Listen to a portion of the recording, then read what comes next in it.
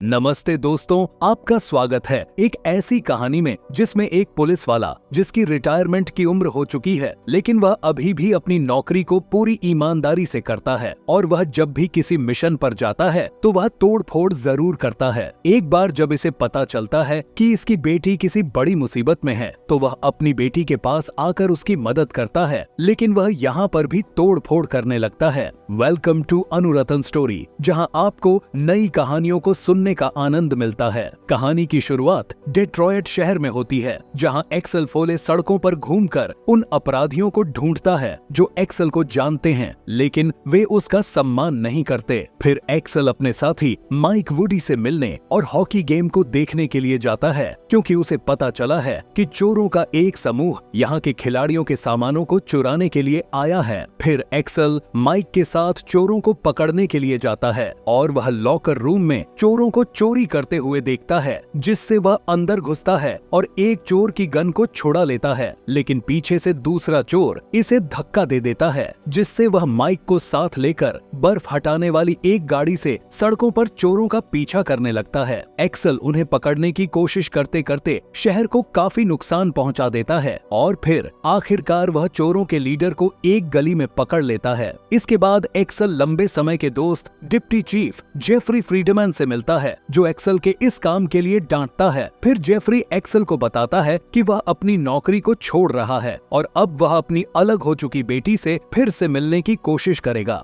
दूसरी तरफ Beverly hills में एक्सेल की बेटी जेन सॉन्डर्स, जो एक वकील है, वह अपने एक क्लाइंट सैम एनरिकेज से मिलने के लिए जेल में जाती है, क्योंकि उस पर एक अंडरकवर पुलिस अधिकारी लेफ्टिनेंट कोपलैंड की हत्या का आरोप लगा है। लेकिन एनरिकेज बताता है कि उसने कोपलैंड की हत्या नहीं की, बल्कि उसे किसी ने ड्रग के केस में फंसाया है। असल में एनरिकेज कोपलैंड की बॉडी के बगल में और अपनी गोद में बंदूक लिए बेहोश पाया गया था। लेकिन एनरिकेज बताता है कि कुछ लोग कोपलैंड का पीछा कर रहे थे और उन लोगों ने कोपलैंड को गोली मारी, जिससे एनरिकेज ने उन शूटरों पर हमला करने की कोशिश की, लेकिन वह घबराकर बेहोश हो गया था। फिर अदालत में एनरिकेज की सुनवाई के दौरान जेन इस बात के सबूत पेश करने की इजाजत मांगती है जिसमें कोपलैंड अपराधियों के साथ मिला हुआ था। इसके बाद जब वह पार्किंग गैरेज से अपनी गाड़ी को निकालती है, तभी कुछ नकाबपोश अपराधी जेन को पकड़ लेते हैं और उससे एनरिकेज के केस को छोड़ने के लिए कहते हैं। फिर वे उसकी कार के आगे वाले हिस्से को ट्रक से जोड़ते हैं और फिर उसे धक्का देकर लटका देते हैं। इस घटना को सुनने के बाद बिली रोजवुड जेन से मिलने के लिए आता है, जिसने अब पुलिस की नौकरी छोड़ दी है। बिली जेन से इस केस को छोड़ने के लिए कहता है, क्योंकि इससे जेन की जान को खतरा है, लेकिन जेन उसकी बात नहीं मानती, जिससे बिली एक्सेल को फोन करके बताता है कि उसकी बेटी को उसकी मदद की जरूरत है। फिर फोन रखने के बाद बिली एक बंद जगह पर किसी चीज की तलाश करने के लिए जाता है, तभी अपराधी उसे पकड़ लेते हैं। इधर एक्सेल बेवर्ली हिल्स के लिए जाने लगता है और फिर जब बिली उसको लेने के लिए एयरपोर्ट नहीं पहुंचता तो वह बिली के अपार्टमेंट में जाता है और देखता है कि वहां पर दो गुंडे किसी चीज को ढूंढ रहे हैं। तभी एक्सेल यह दिखावा करने की कोशिश करता है कि उसे उनके बॉस ने भेजा है, लेकिन उन्हें बिली की तस्वीर मिल जाती है और तभी तीसरा गुंडा आ जाता है, जिससे एक्सेल गुंडों के ऊपर आग बुझाने वाला स्प्रे करता है और वहां से भाग जाता है। फिर वह एक महिला पुलिस की गाड़ी को चुरा लेता है और फिर वह बदमाशों से बच जाता है, लेकिन महिला पुलिस की गाड़ी टूट जाती है, जिससे वह गिरफ्तार हो जाता है।